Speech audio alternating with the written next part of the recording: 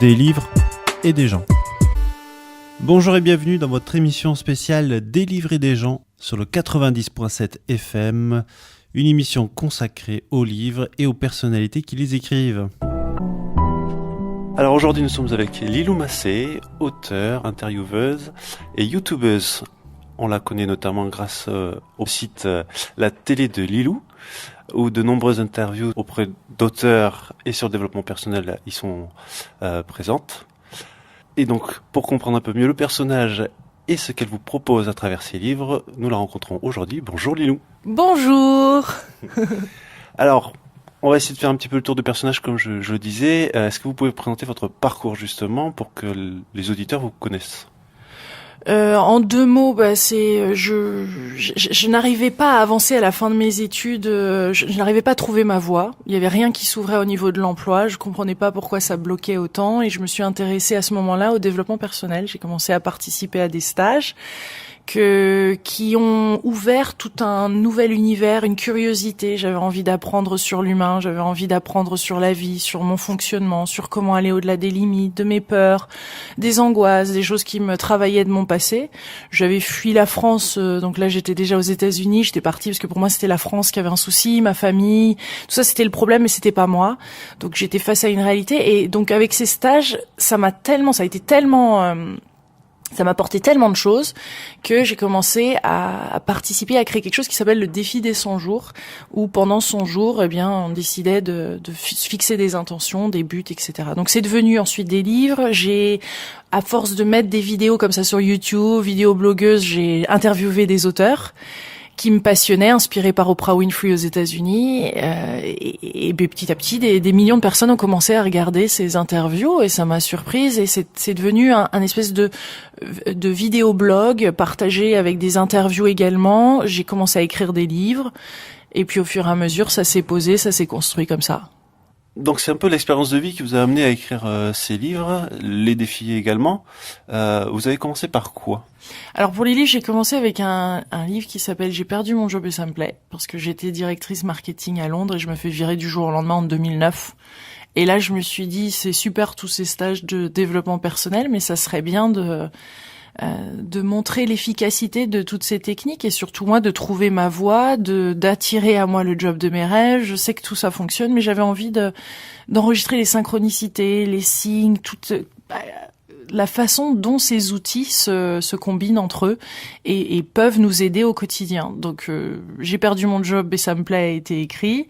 Après j'ai enchaîné sur j'ai pas d'argent et ça me plaît, parce que je me suis retrouvée sans argent à la suite d'avoir auto-publié ce livre. Donc de retour chez ma mère à 32 ans, après avoir été habitée aux États-Unis, avoir été très indépendante, et puis comme je le disais tout à l'heure, d'avoir fui quelque part la France pour pas faire face à des difficultés avec mes parents, et là obligée de me retrouver sous son toit, ce qui a fait un petit peu bizarre, mais ce qui était la plus belle expérience, la plus difficile et la plus enrichissante, parce que là il s'est passé un changement en moi qui m'a fait commencer à découvrir les petites choses de la vie auxquelles je prêtais plus attention en fait, et une vraie gratitude, une ouverture de cœur, un changement de paradigme même, parce qu'une vision de voir la vie qui a commencé à être différente grâce à cette difficulté de plus avoir d'argent, comme pas mal de personnes qui traversent des crises dans leur vie. Des fois cette souffrance-là nous permet d'avancer dans notre vie et de trouver une autre façon de fonctionner.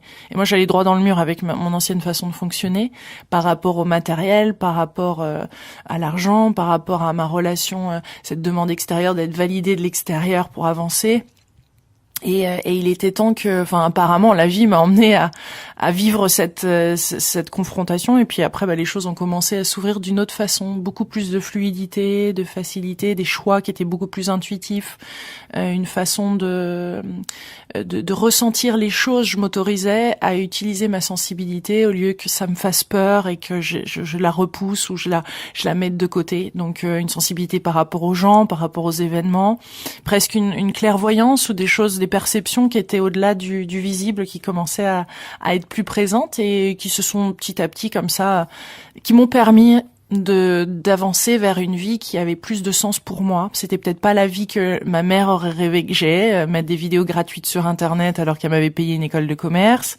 C'était peut-être pas la vie que la société aurait voulu. Je suis partie à interviewer comme ça des gens sans avoir l'expérience de journaliste, mais c'était quelque chose que j'avais envie de faire, que j'avais envie de poser, comme Monsieur, Madame, tout le monde aimerait poser les questions à ces auteurs peut-être dont ils lisent les livres. Donc, au fur et à mesure, pas à pas, les choses se sont posées. Et puis d'autres livres, une dizaine, presque 12 maintenant livres.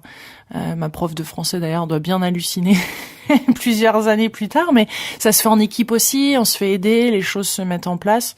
Et le défi des 100 jours également est né comme ça, de cette volonté de vouloir non seulement parler des livres de développement personnel, mais de permettre à ce que chacun puisse, pas après pas, jour après jour, sur son jour, transformer notre vie par rapport à un domaine précis de notre vie, parce que tout ça fonctionne, mais encore faut-il passer à l'action.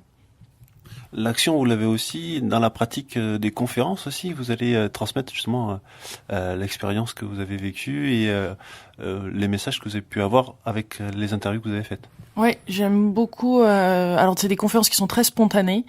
Et c'était quelque chose là aussi qui me faisait énormément peur, de parler en public, parce qu'on est un peu nu comme ça devant des personnes qui ont en plus des attentes, parce qu'elles ont pu voir des interviews, elles ont pu partie de leur vie a pu se transformer aussi, donc très angoissant pour moi de faire ces interviews, et en même temps quelque chose qui correspondait totalement à ce que j'avais envie de faire, qui était de simplement partager une expérience. Donc tout ce que je fais est basé là-dessus, que ce soit des vidéoblogs, que ce soit les directs sur Facebook, que ce soit des interviews ou des livres, tout est basé sur quelque chose d'assez spontané, de naturel. Donc dans les conférences, c'est des conférences qui viennent plutôt de quelque chose qui vient d'une expérience en effet, mais du cœur, donc un partage qui dépend très souvent des personnes présentes, et quelque chose qui se fait en général à la sortie des différents cahiers et défis des 100 jours. La prochaine sera en janvier.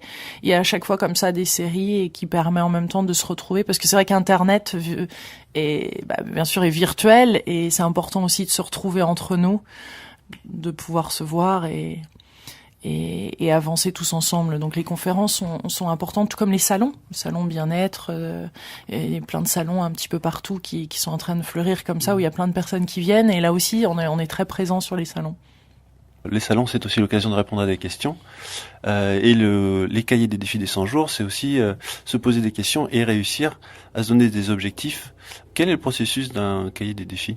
Défi des 100 jours, c'est, en gros, on se fixe une intention sur 100 jours, on se fixe un objectif, plutôt une intention, c'est-à-dire le contexte dans lequel on va évoluer sur 100 jours.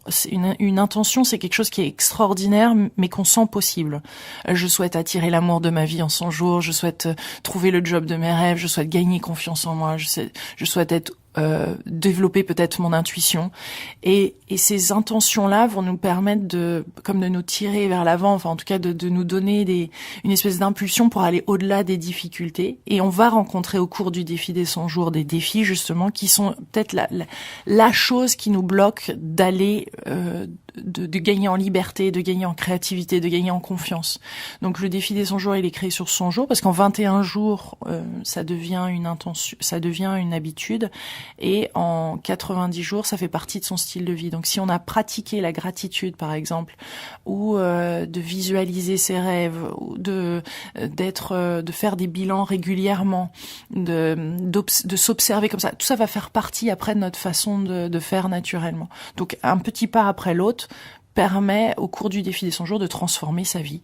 Et il y a eu un premier défi des 100 jours qui a été créé, qui s'appelle Vie extraordinaire, qui est celui qui a énormément plu. Des personnes en reconversion professionnelle, les personnes qui sont en changement de vie et tout ça ont énormément bénéficié de ce cahier, parce que c'est un petit exercice tout léger tous les jours, mais qui permet de créer sa réalité. Donc qui permet plutôt que de subir sa vie, de dire voilà ce que j'ai envie, voilà mon intention du jour, voilà mon intention, je vais donner le meilleur de moi-même sur les 3 prochains mois, un petit peu plus que ça, 100 jours, et je vais transformer ma vie. Donc il y en a eu un sur développer son intuition, 100 jours pour développer son intuition, que j'ai coécrit avec Sonia Choquette, qui était une des toutes premières personnes il y a plus de 10 ans que j'ai interviewé. Donc ça fait bizarre 10 ans plus tard d'écrire un livre avec elle. J'en ai fait avec Arnaud Rioux, qui a écrit Réveiller le chaman qui est en vous. Ça c'est Vive la magie au quotidien. Et un des derniers, avec mon père, pour l'alimentation consciente. Donc manger consciemment, changer sa manière de consommer, être dans le moment présent. Et au lieu d'être en pilotage automatique quand on mange et de ne plus savoir quoi manger finalement, on recrée sa propre méthode. Donc c'est pareil, à chaque fois on gagne du pouvoir, enfin on gagne de la liberté, on gagne de la présence dans sa vie. Et on est de plus en plus actifs et les acteurs de notre propre vie. Et le prochain qui sort là, c'est sur l'argent. Donc c'est l'abondance et l'argent, c'est avec Christian Junot.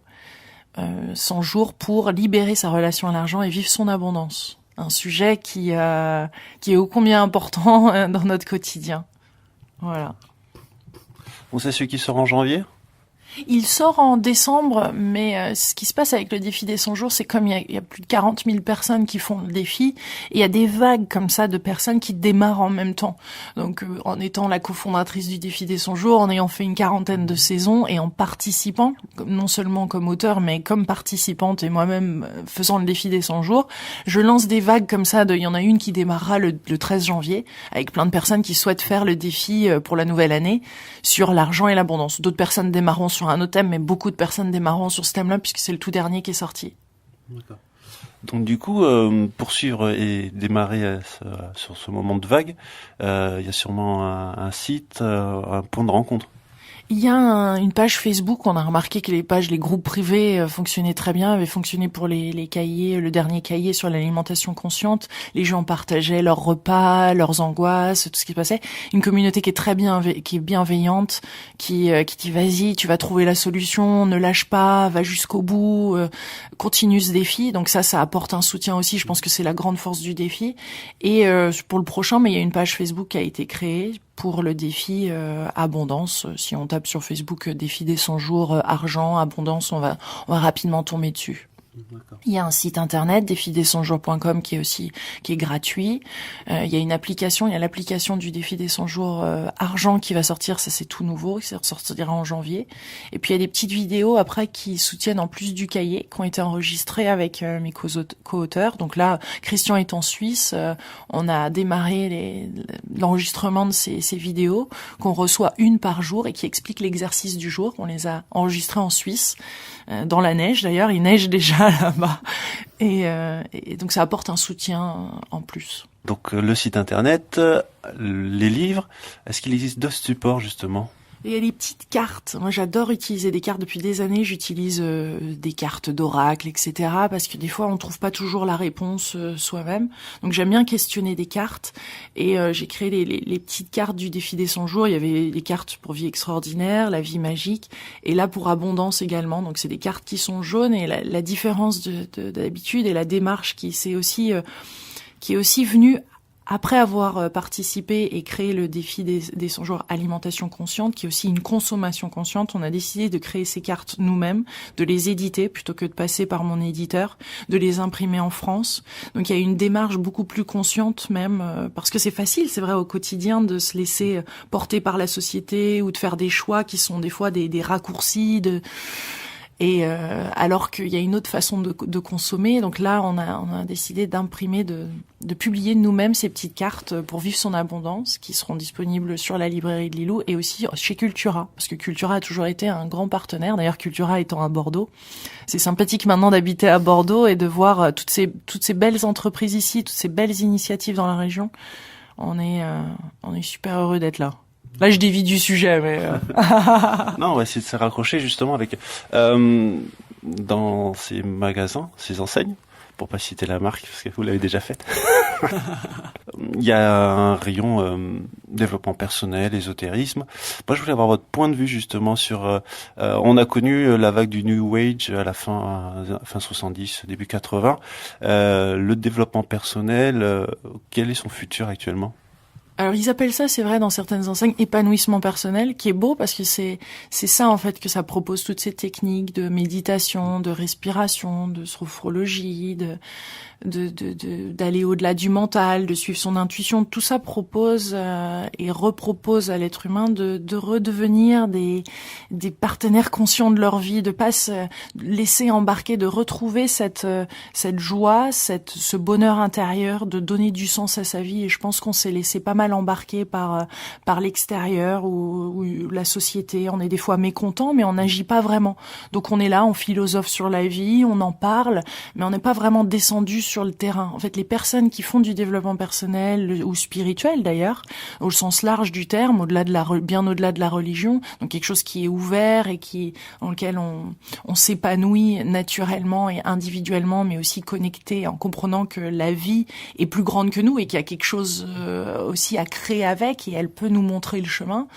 Il y a on sent cette opportunité, on a envie d'être les acteurs, d'être sur le terrain et d'agir et de transformer, tout comme à Blanquefort, il y a plein d'initiatives pour transformer Blanquefort, enfin qui est en train de renaître quelque part, des nouvelles initiatives. Et bien tout ça, c'est au lieu de critiquer un système, c'est devenir les acteurs nous-mêmes. Donc moi je pense que c'est en pleine expansion le développement personnel, cet épanouissement personnel, et j'ai envie de dire tant mieux parce qu'on voit le stress, les burn-out, toutes les difficultés qu'on rencontre, des personnes qui savent pas vraiment des fois gérer leurs émotions, des divorces, des maladies, etc. qui se démultiplient. Donc c'est important de retrouver ce centre en soi, de retrouver trouver ses réponses et non plus d'attendre toujours de l'extérieur. Et il y a quelque chose de très jouissif dans reprendre les rênes sur sa vie, de retrouver cette création,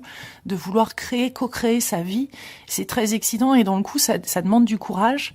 Ça demande de faire à un moment du nettoyage dans sa vie aussi et par rapport à nos anciennes croyances et ce qu'on a hérité peut-être de nos parents, de la société, mais qu'est-ce que c'est libérateur. Et puis dans le coup, notre vie a un sens. Donc ça devient une quête de sens, ça devient un chemin, ça devient plus un but final qui va finalement nous libérer à jamais. Ça n'existe pas, c'est une illusion. Même si on essaye des fois survivre dans notre quotidien, de trouver des réponses. C'est important de trouver son centre et c'est important de retrouver cette liberté. Et pour y arriver à trouver cette liberté, il y a notamment les outils que vous avez créés, les cahiers des défis des 100 jours et les autres livres que vous avez écrits, coécrits aux éditions Guy Trédaniel. D'autres informations pour retrouver tous ces ouvrages ? Je sais qu'au niveau des ouvrages, et je suis pas la seule parce qu'il y a beaucoup d'ouvrages, on peut les retrouver aussi sous la librairie de Lilou, on les envoie avec tout plein d'amour et je les signe, etc. Donc c'est super, mais il y a aussi plein d'interviews. J'ai mis plus de 3000 interviews en ligne sur YouTube, sur la télé de Lilou. Et là, il y a des auteurs, il y a des heures et des heures et des heures, des centaines d'heures qui sont offertes, qui sont gratuites, qui sont diffusées sur Internet. Et c'est ça que j'ai le sentiment qui est en train d'aider beaucoup de personnes aussi, d'entendre les auteurs au-delà du livre, de pouvoir se connecter dans l'intimité, enfin se connecter avec un autre être humain. Donc le livre c'est bien, d'écouter des interviews c'est super, et puis après il y a le passage à l'acte à travers le défi des 100 jours ou autre chose. Merci Lilou Massé. Merci beaucoup.